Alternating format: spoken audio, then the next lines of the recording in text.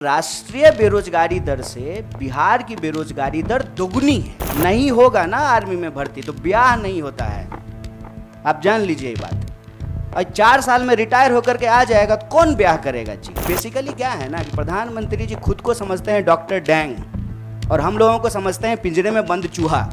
तो जब मन करे तब जो है ना इंजेक्शन लगाना शुरू कर देते हैं, टेस्ट करते हैं कि कितना उछला। बात यह है कि ये जानबूझ करके हिंसा भड़काते हैं। मीडिया के सभी साथियों और आपके चैनल के माध्यम से, आपके यूट्यूब चैनल के माध्यम से सुन रहे आप सभी दर्शकों का अभिनंदन करता हूं।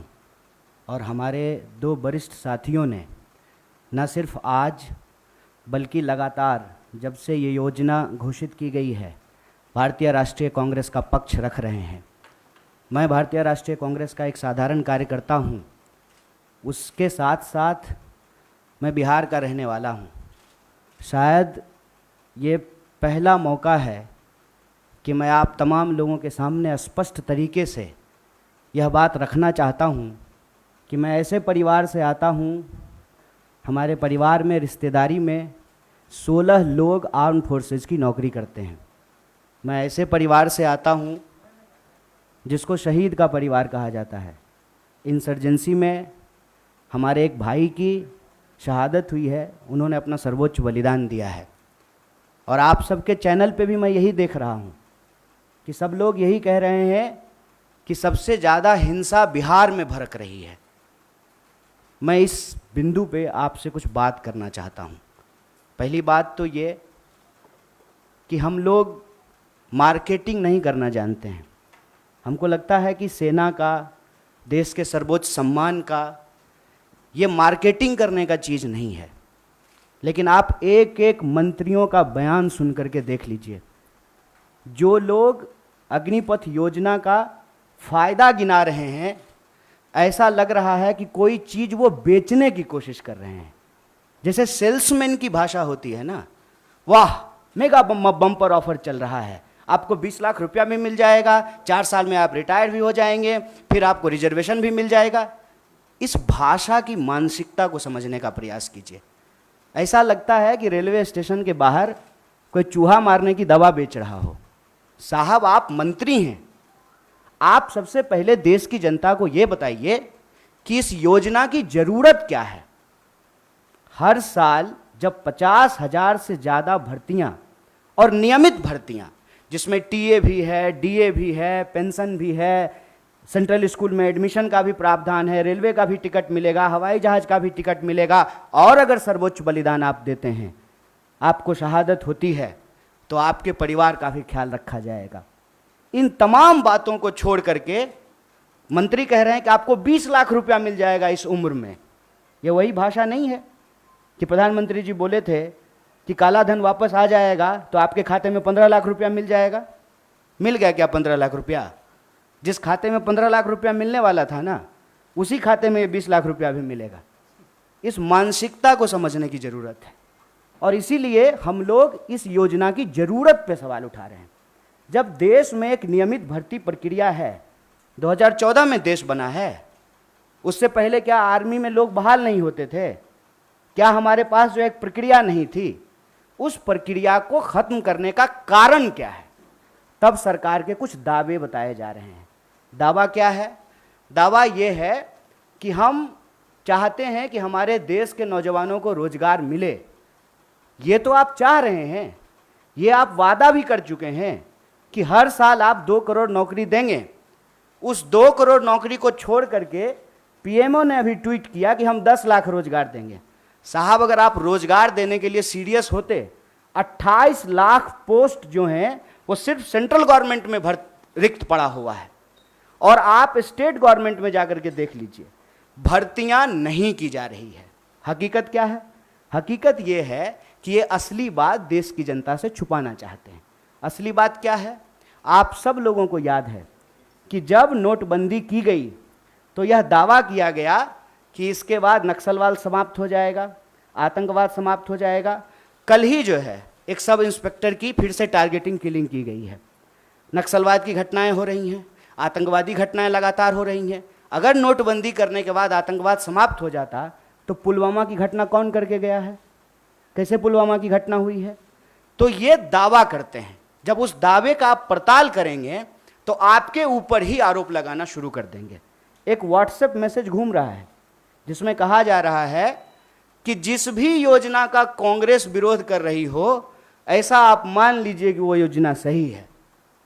कांग्रेस के विरोध करने से आप चलते हैं? आप सत्ता में बैठे हुए मोदी जी, आपके ऊपर देश की जनता ने भरोसा किया है। विपक्ष के भड़काने से लोग भड़क जाते, विपक्ष की कही हुई बात लोग मान लेते, तो प्रधानमंत्री मोदी जी होते। इस देश के लोगों ने मोदी जी के ऊपर भरोसा किया। और मैं याद दिलाना चाहता हूं कि ये वही नौजवान हैं, ये उस वक्त हिंसा नहीं किए जब इनके माँ बाप हजारों किलोमीटर पैदल चल करके अपने घर गए। ये वही नौजवान हैं, ये तब भी हिंसा नहीं किए जब उनके परिवार को ऑक्सीजन नहीं मिल रहा था और वो तरप तरप करके जान दे रहे थे। ये तब भी हिंसा नहीं किए जब आपने हर साल 2 करोड़ नौकरी नहीं दी। मैं देश की सरकार से, भारतीय राष्ट्रीय कांग्रेस की तरफ से यह अपील करना चाहता हूं कि ये कोना कोना कौन कोना सोतली पुतो कोना खेलना बंद कीजिए। आप हकीकत में बताइए कि रियलिटी क्या है। क्या आपने विपक्ष को पूछा? आपने विपक्ष को पूछा कि हम कोई योजना ला रहे हैं? आपने कोई पार्लियामेंट्री कमेटी की मीटिंग की? या आपने नौजवानों को पूछा कि हम आपका भलाई करना चाहते हैं किसानों की तरह, और नौजवान कहते हैं कि हमको ये भलाई नहीं चाहिए? इस मनोदशा को समझिए साहब। हम ऐसे गांव से आते हैं, ऐसे इलाके से आते हैं, कोई ऐसा साल नहीं गुजरता है साहब कि हमारे इलाके में कोई शहादत ना हुई हो। हमारे इलाके में लोगों के पास महज नौकरी नहीं है सेना, हम जानते हैं इस बात को। जब किसी परिवार में किसी बच्चे को सेना की नौकरी मिलती है, पूरे इलाके में उनका सम्मान होता है। और दुख के साथ साथ जब एक पार्थिव शरीर गांव आता है, आंखों में आंसू होने के बावजूद उस इलाके का सीना गर्व से चौड़ा हो जाता है कि हमारे बच्चे ने जो है देश के लिए सर्वोच्च सम्मान दिया है।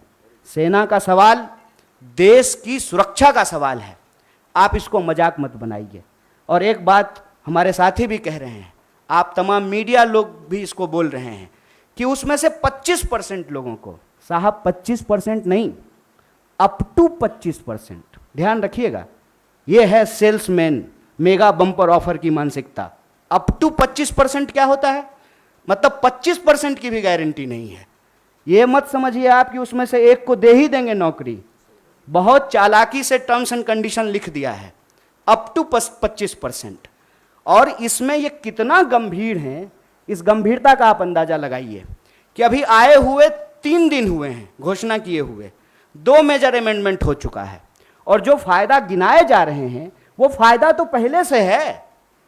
सेना में, आर्म फोर्सेस में, पैरामिलिट्री में भर्ती होने की मैक्सिमम आयु 25 वर्ष है। 25 वर्ष से ज़्यादा में तो आप बहाल ही नहीं हो सकते हैं। उसके बाद अलग अलग रैंक पे आप कितना समय तक सेवा देंगे वो पहले से निर्धारित है। और जो लोग आर्मी की नौकरी समाप्त करके, सेवा समाप्त करके आते हैं, उनको अन्य जगहों पे सुविधाएं दी जाती है। भूतपूर्व सैनिकों को सुविधाएं दी जाती है, भूतपूर्व सैनिकों के परिवारों को सुविधाएं दी जाती है। और आप में से बहुत सारे लोग, मैं बहुत साधारण बात करता हूँ, मुझे लंबी चौड़ी बात करनी नहीं आती है, क्योंकि कहते हैं जाके पैर न फटे विवाई, वो का जाने पीड़ पड़ाई। हमको पता है कि आर्मी में कौन लोग जाते हैं। गृह मंत्री का बेटा आर्मी में नहीं जाएगा, वो BCCI का सेक्रेटरी बनेगा। हमको पता है कि वहाँ पे सेवा करने वाले कौन लोग होते हैं, गरीब किसान मजदूर के बच्चे होते हैं। कोई नेता का बाल बच्चा आर्मी में नहीं जाता है। जाता है, प्रधानमंत्री भी जाते हैं फोटो खिंचवाने के लिए। फोटो खिंचवाने के लिए वर्दी पहनना एक बात होता है, देश की भक्ति के लिए, सर्वोच्च सम्मान के लिए वर्दी पहनना दूसरी बात होती है। दीपावली में जाकर के मिठाई बांट देंगे, उसके बाद आकर के अग्निपथ योजना ला करके देश की जवानों का दिवाला निकाल देंगे। अग्निपथ योजना इस देश के नौजवानों को अग्नि में झोंकने की योजना है। इस योजना को सरकार को तुरंत वापस लेना चाहिए। और ये जो लॉलीपॉप वाली भाषा है ना, इस लॉलीपॉप की भाषाओं को बंद करना चाहिए। और जहां तक बिहार में हिंसा का सवाल है, सीधा सा एक कारण समझ लीजिए, ये नौजवान ना किसी के द्वारा लाए गए हैं, ना किसी के द्वारा बुलाए गए हैं। आप तमाम प्रबुद्ध पत्रकार यहाँ बैठे हुए हैं, कोई ऑर्गेनाइज्ड आंदोलन होता है उसका स्वरूप अलग होता है।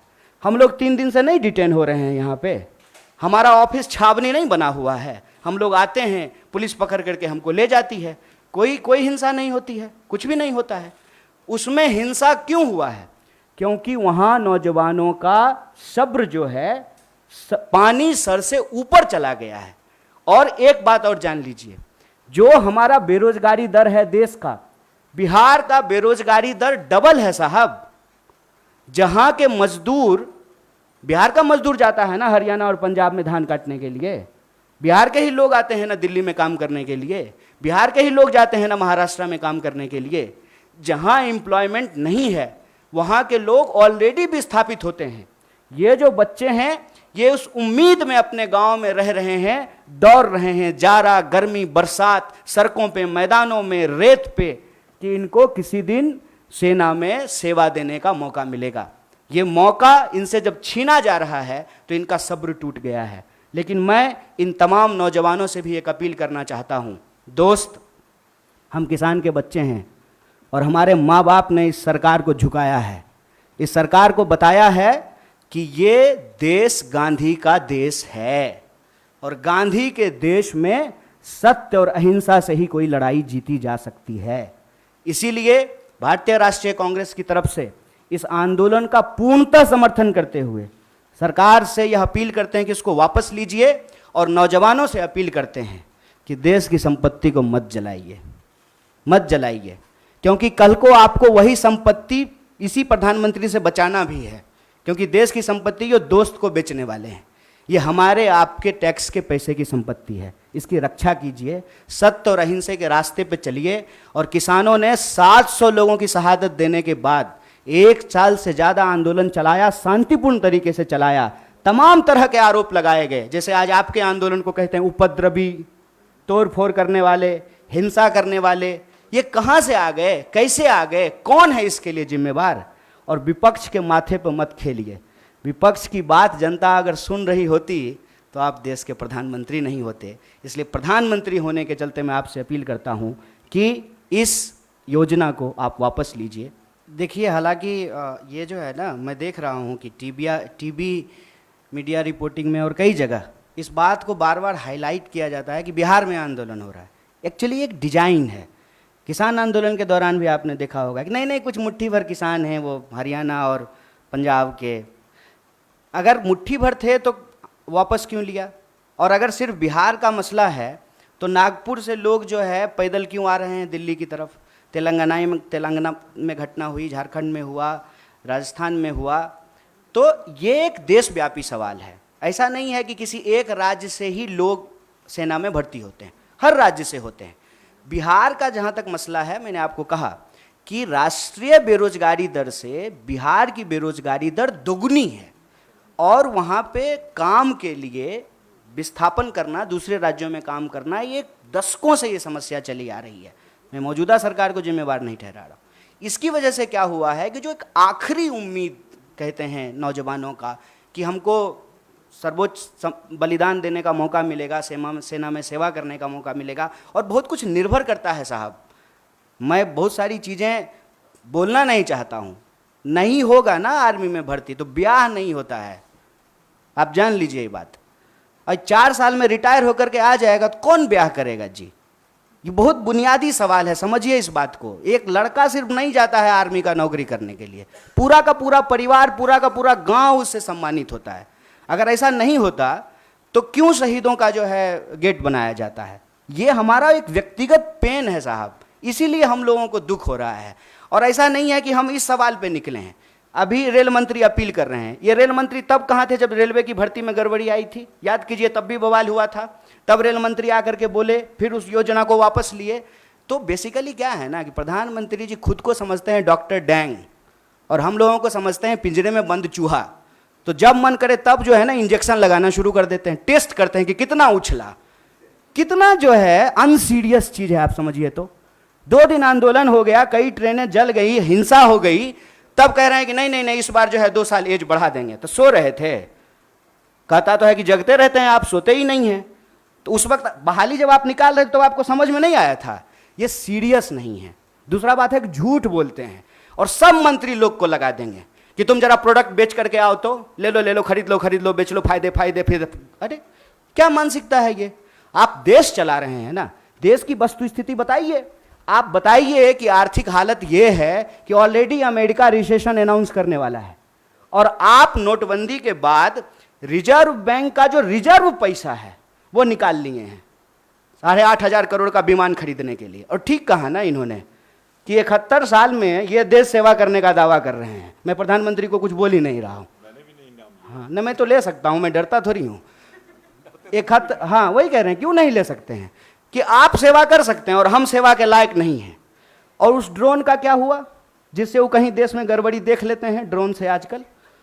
तो ड्रोन क्या था, छुट्टी पे था कि उसका बैटरी खराब हो गया था? क्यों नहीं ड्रोन भेज करके देख लिए कि क्या हो रहा है देश में? बात यह है कि ये जानबूझ करके हिंसा भड़काते हैं। मेरा इस बात पे जोर है, और वो इस बात को अपने व्हाट्सएप के इको चैम्बर से फैलाते हैं कि मोदी जी का अवतार इस देश का भला करना चाहता है। और ये जो बिका हुआ विपक्ष है वो चाहता ही नहीं है कि इस देश का भला हो। देखिए मोदी जी किसानों का भला करना चाहते थे, किसान को भलाई लेने ही नहीं दिया। अब जवानों का भला करना चाहते हैं, ये जवानों को भलाई नहीं लेने देना चाहता है। विपक्ष हमको इतना सुनता है, विपक्ष को इतना। बिहार की किसी भी जनता को कोई संदेश देने का जरूरत नहीं है। बिहार ऐसा जगह है, सुन लीजिए साहब, मोहनदास करमचंद आए थे, हमने गांधी बना करके भेजा वहां से उनको। सिद्धार्थ आए थे, हमने बुद्ध बना करके भेजा उनको। हमारा काम नहीं है हिंसा करना। अगर हिंसा हो रही है इसके लिए सरकार जिम्मेवार है। और ये अग्निपथ योजना देश के युवाओं को अग्नि में झोंकने की योजना है। तो मैं बिहार के नौजवानों से यही कहूंगा, रे भाई इतना रिस्क लिए हो तुमको पता है। और आपको एक बात और मैं बताऊं, आप लोग इसको नोट कीजिएगा, जो लोग आर्मी का तैयारी करता है ना, वो डर से जुलूस प्रदर्शन में नहीं जाता है कि पुलिस केस हो जाएगा तो हमेशा के लिए नौकरी नहीं ले पाएंगे। तो ये वो नौजवान हैं जिनको ऑलरेडी ये लग चुका है कि हमको नौकरी ये सरकार अब नहीं देगी, अब बहुत कुछ हो गया। तो मैं उनको कहता हूं कि चलिए नौकरी के लिए आप संघर्ष कीजिए, लेकिन जहां आप नौकरी करेंगे वो तो वही रेलवे है, वही सरकारी संपत्ति है, उसको कोई नुकसान मत पहुंचाइए। और सत्याग्रह के रास्ते पे चल कर के ही, सत्य और अहिंसा के रास्ते पे चल कर के ही कोई आंदोलन जीता जा सकता है।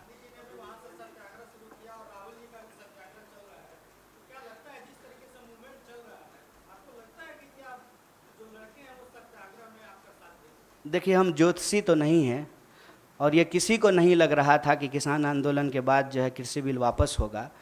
एक बात बस हम जानते हैं, लगता नहीं है, बिन लड़े कुछ भी नहीं मिलता यहाँ, ये जानकर लड़ना पड़ता है न्याय और हक के लिए। और नौजवानों की इस लड़ाई में भारतीय राष्ट्रीय कांग्रेस पूरी तरह से उनके साथ है।